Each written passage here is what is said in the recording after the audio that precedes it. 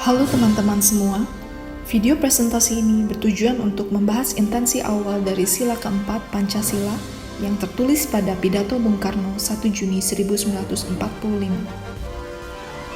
Presentasi ini disusun oleh Ajeng, Ashila, saya sendiri Desi, Dina, Felix, Liska, Mariati, Java, dan Ricky. Sebelum kita membahas kunci dari topik saat ini, mari kita menyimak daftar isi. Yang pertama kita akan membahas tentang makna, yang kedua implementasi, yang ketiga nilai-nilai yang terkandung, maupun dasar, praktis, maupun instrumental. Yang terakhir kita akan membahas tentang relasi dengan sila lain. Sila keempat, kerakyatan yang dipimpin oleh hikmat kebijaksanaan dalam permusyawaratan perwakilan. Para pendahulu memahami bahwa sejatinya negara kita, Indonesia, ini bukanlah milik satu orang atau satu kelompok semata, melainkan negara kita ini untuk kita semua, yang kaya akan perbedaan mulai dari agama, ras, suku, budaya, dan adat istiadat. Maka dari itu, Pancasila harus tetap kita lestarikan agar tetap menjadi milik seluruh insan di negeri ini. Apabila jika terjadi suatu sikap ataupun tindakan sekelompok orang yang dirinya merasa paling Pancasilais, tidak boleh terjadi, karena akan melahirkan berbagai perpecahan dan mengancam kebersamaan Indonesia sebagai sebuah bangsa. Dalam sila keempat, dijelaskan bahwa prinsip kerakyatan atau demokrasi sangat ditekankan, karena sebagai warga Indonesia, kita semua memiliki kedudukan, hak, dan kewajiban yang sama. Namun, perlu kalian ingat bahwa demokrasi yang dimaksud harus mengutamakan permusyawaratan, atau dalam bahasa Inggris kita kenal dengan sebutan deliberation, yang artinya pertimbangan atau diskusi yang panjang dan cermat untuk mencapai sebuah kompromi atau mufakat. Mungkin anak zaman sekarang mengenal dengan istilah konsensus. Nah, maka proses permusyawaratan ini adalah media atau tempat yang paling tepat untuk memperjuangkan setiap aspirasi, perbedaan yang berada di seluruh lapisan masyarakat untuk mengemukakan gagasannya. Yang perlu diingat adalah konsensus atau mufakat harus dicapai. Memang seperti yang kita tahu bahwa dalam mencapai sebuah kompromi atau konsensus harus ditempuh dengan proses dan jalan yang panjang. Tapi jangan salah, dalam proses yang panjang ini, setiap pandangan yang berbeda dapat dipahami dan terakomodasi. Nah, pengimplementasian pada sila ini dapat ditemukan pada pemilihan pemerintah. Sangat sering ditemukan, pemimpin itu dipilih dengan bijaksana, melibatkan musyawarah dari semua pihak yang terlibat. Nah, salah satu contoh pengimplementasian sila keempat Pancasila yang kerap terjadi pada siswa yaitu pemilihan ketua OSIS, ketua kelas, bahkan ketua kelompok pun juga dipilih dengan musyawarah, berdiskusi dengan anggota yang lainnya, bukan? Maka dari itu, pengambilan keputusan harus dalam kesadaran untuk melibatkan kepentingan bersama. Jadi, jika berpatokan kepada sila keempat, setiap manusia yang berada di negara Indonesia harus menghayati atau menjunjung tinggi setiap hasil keputusan dalam bermusyawarah. Oleh karena itu, semua pihak yang bersangkutan harus menerima atau melaksanakan dengan itikat baik dan harus memiliki rasa penuh tanggung jawab.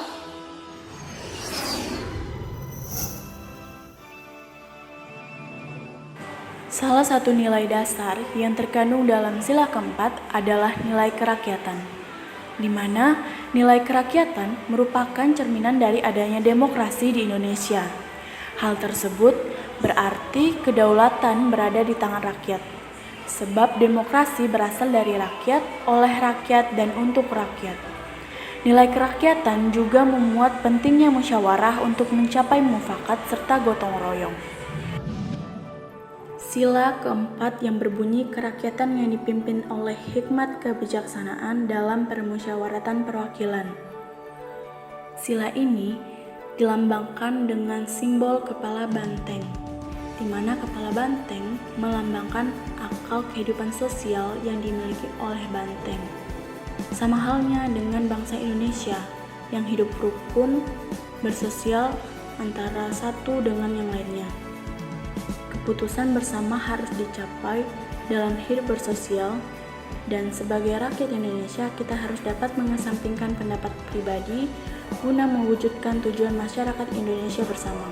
Adapun beberapa nilai-nilai dasar penting yang juga terkandung dalam sila ini adalah sebagai berikut. Yang pertama, pemimpin bangsa Indonesia haruslah bijaksana.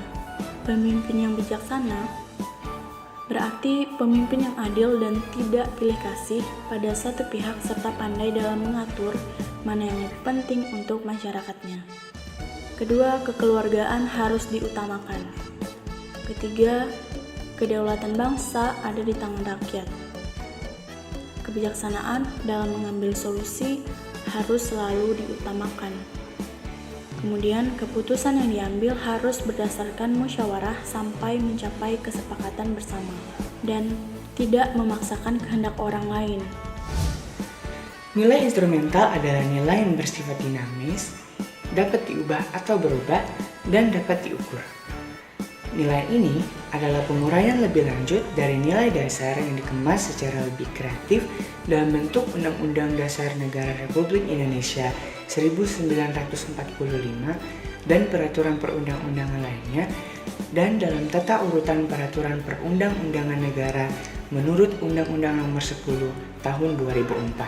Atau untuk lebih singkatnya, nilai ini adalah Undang-Undang Dasar Negara Republik Indonesia 1945. Dalam sila keempat, terdapat nilai instrumental 4 pasal, yaitu terdapat dalam pasal 2, pasal 3, pasal 6, dan pasal 19 Undang-Undang Negara Republik Indonesia 1945.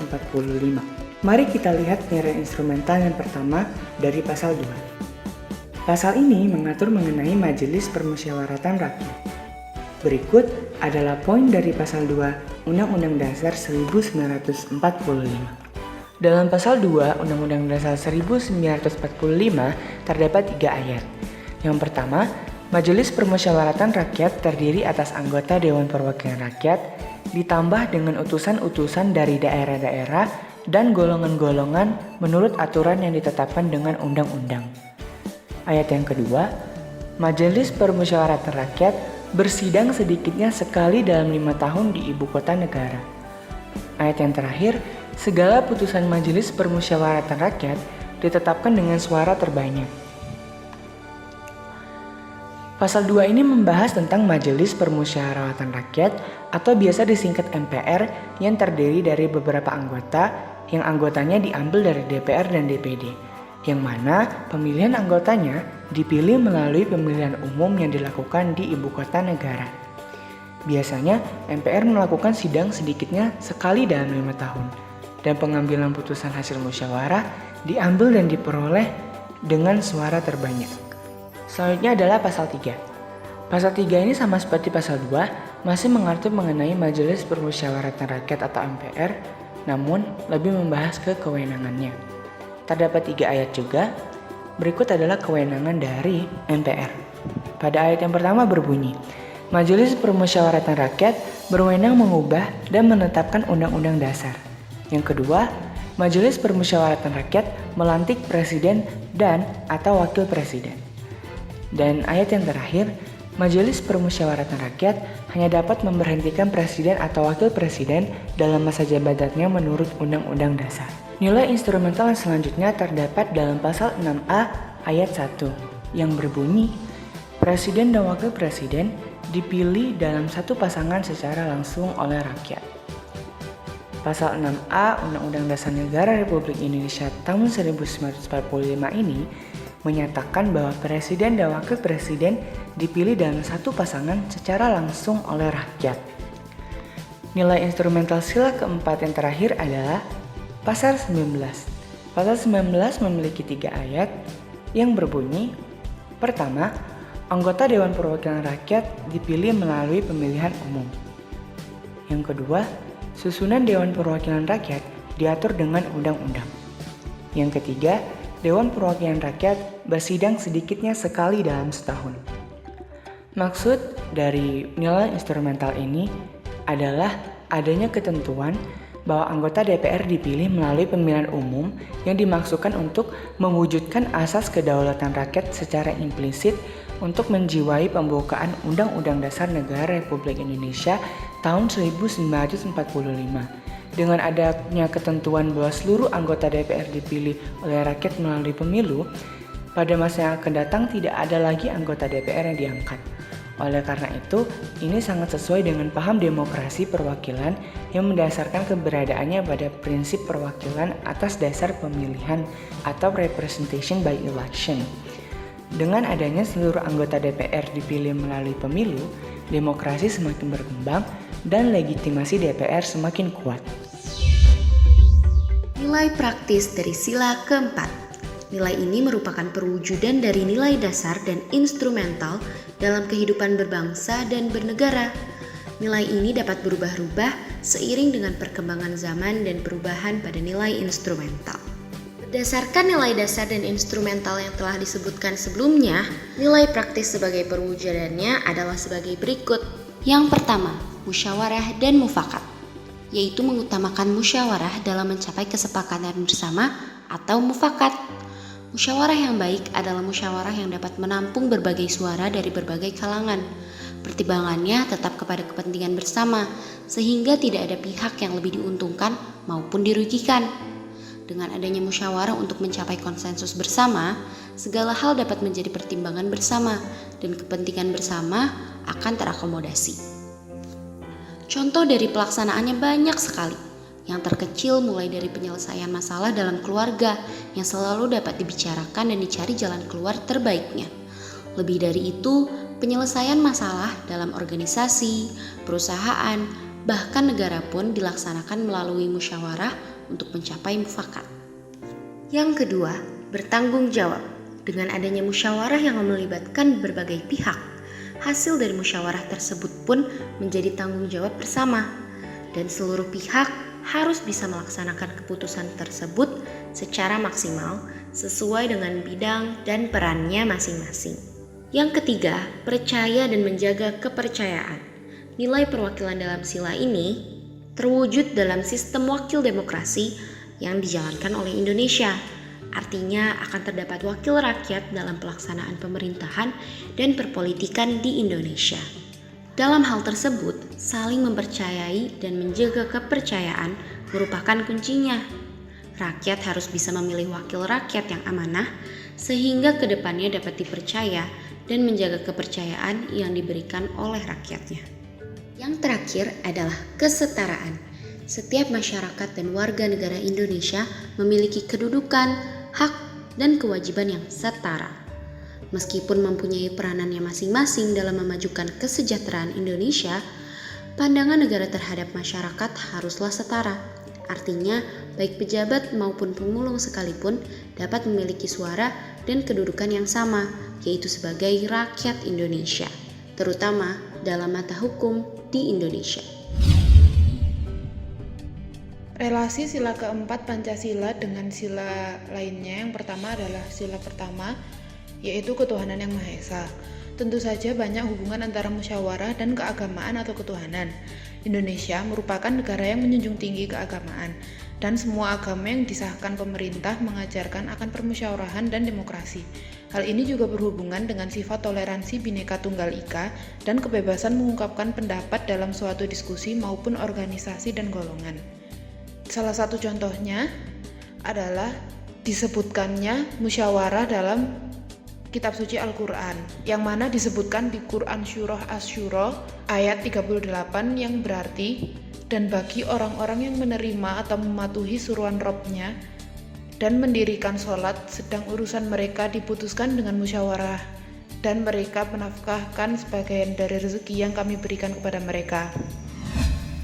Sila kedua yaitu kemanusiaan yang adil dan beradab. Sila ini mengajarkan warga Indonesia dalam hidup sosialnya untuk konsisten, memiliki sikap hormat terhadap sesama, menghormati harkat dan martabat manusia yaitu secara konkret, menghormati dan menjamin terselenggaranya pemenuhan hak-hak asasi manusia. Dan sikap demikian mencerminkan sifat warga bangsa yang beradab. Jika dikaitkan, sila kedua dan sila keempat memiliki hubungan yang sangat erat dalam penerapannya. Sila keempat memiliki makna bahwa sebagai warga negara Indonesia, kita mempunyai kedudukan, hak, dan kewajiban yang sama. Walaupun memiliki hak masing-masing, kita sebaiknya juga harus memperhatikan kepentingan bersama. Makna sila keempat mengutarakan bahwa hak, kedudukan, dan kewajiban yang sama tidak mengurangi perbuatan kita dalam memperhatikan sesama. Hal ini sangat serasi pada makna sila kedua, yaitu menolong dan menjunjung tinggi harkat dan martabat tanpa membedakan antara suku, agama, dan budaya. Sila 3 yang berbunyi Persatuan Indonesia berbicara tentang negara Indonesia yang bersatu. Negara Indonesia adalah negara yang penuh keberagaman dan karena itu untuk bersatu warga Indonesia harus saling bertoleransi akan perbedaan. Bukan hanya perbedaan ras, fisik, bahasa atau agama, begitu pula dengan perbedaan pendapat. Sila 3 dan sila 4 ini saling berelasi karena persatuan Indonesia tidak dapat diraih jika warga Indonesia tidak bertoleransi dengan opini yang berbeda dan mengedepankan pendapat individu yang hanya menguntungkan suatu individu atau golongan sendiri. Hal tersebut akan menyebabkan konflik antar golongan dan akan memecahkan Indonesia. Karena itu suatu pilihan harus disepakati warga Indonesia melalui musyawarah. Contoh dari relasi sila 3 dan sila 4 untuk skala besar adalah musyawarah dan diskusi yang diadakan DPR sebelum mengesahkan undang-undang. DPR adalah Dewan Perwakilan Rakyat dan karena itu mereka seharusnya mewakilkan pendapat dan kepentingan berbagai macam rakyat. Untuk skala kecil, contohnya adalah musyawarah kelurahan untuk menentukan waktu gotong royong. Hubungan sila keempat dengan sila kelima, yaitu keadilan sosial bagi seluruh rakyat Indonesia. Kita sebagai manusia adalah makhluk yang tentunya hidup dalam suatu organisasi sosial, baik itu dalam tetangga, RT, RW, dan sebagainya. Maka keadilan dalam kehidupan sosial tentunya harus diteguhkan di dalam setiap orang, apalagi dalam kegiatan musyawarah. Setiap orang berhak untuk ikut serta dalam menyampaikan aspirasi mereka terhadap suatu hal dalam sebuah musyawarah, baik itu pemilu, baik itu rapat, atau dan sebagainya, tanpa memandang status sosial atau faktor sosial lainnya.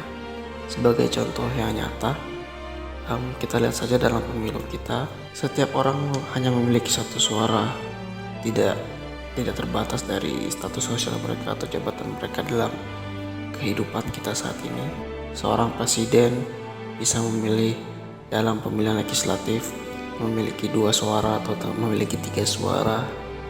Seorang presiden pun memiliki suatu suara seperti yang lainnya. Dengan demikian, presentasi dari sila keempat telah berakhir. Terima kasih bagi kalian yang telah mendengarkan presentasi kami. Kami harap melalui presentasi ini, kalian dapat lebih memahami makna, implementasi, serta relasi antara sila keempat dengan sila yang lainnya. Terima kasih.